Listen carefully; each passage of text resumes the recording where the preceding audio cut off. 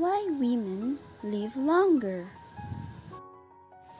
If there are any men left who still believe that women are the weaker sex, it is long past time for them to think again.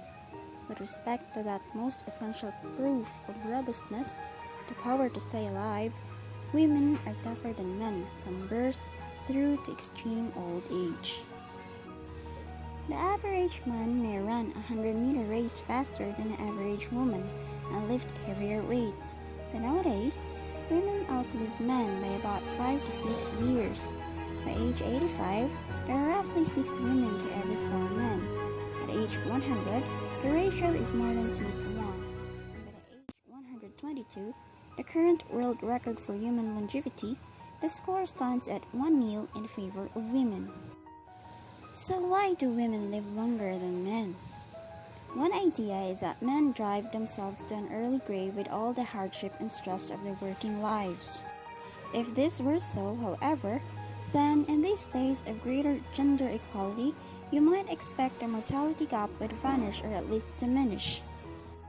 Yet, there's little evidence that this is happening. Women today still outlive men by about as much as their stay-at-home mothers outlived their office-going fathers a generation ago. Furthermore, he truly believes that men's work lives back then were so much more damaging to their health than women's home lives. Just think about the stresses and strains that have always existed in the traditional roles of women. A woman's life in a typical household can be just as hard as a man's. Indeed, statistically speaking, men get a much better deal out of marriage than their wives.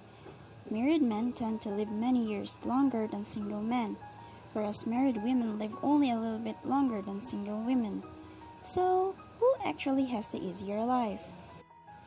It might be that women live longer because they develop healthier habits than men. For example, smoking and drinking less and choosing a better diet. But the number of women who smoke is growing and plenty of others drink and eat unhealthy foods. In any case, if women are so healthy, why is it that despite their longer lives, women spend more years of old age in poor health than men do? The lifestyle argument, therefore, does not answer the question either. Looking at other animals, it turns out that the females in most species live longer than the males. This phenomenon suggests that the explanation for the difference within humans might lie deep in our biology. Could it be that women live longer because they are less disposable than men? This notion, in fact, makes excellent biological sense. In humans, as in most animal species, the state of the female body is very important for the success of reproduction. The fetus needs to grow inside the mother's womb, and the infant needs to suckle at her breast. So if the female animal's body is too much weakened by damage, there is a real threat to her chances of making healthy offspring. The man's reproductive role, on the other hand, is less directly dependent on his continued good health. It is too extreme to say that for all biology cares, males need only to attract a mate and then can pretty much die.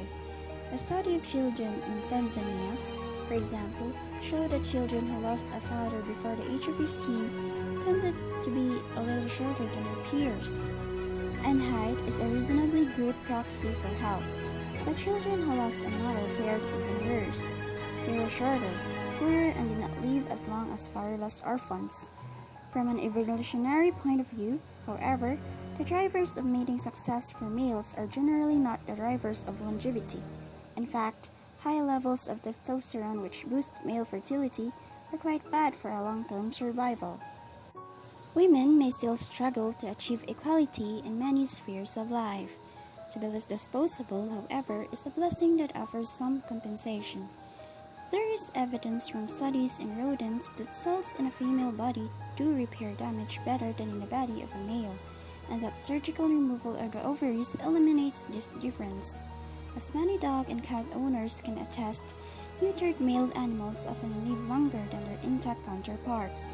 Indeed, the evidence supports the notion that a male castration might be the ticket to a longer life.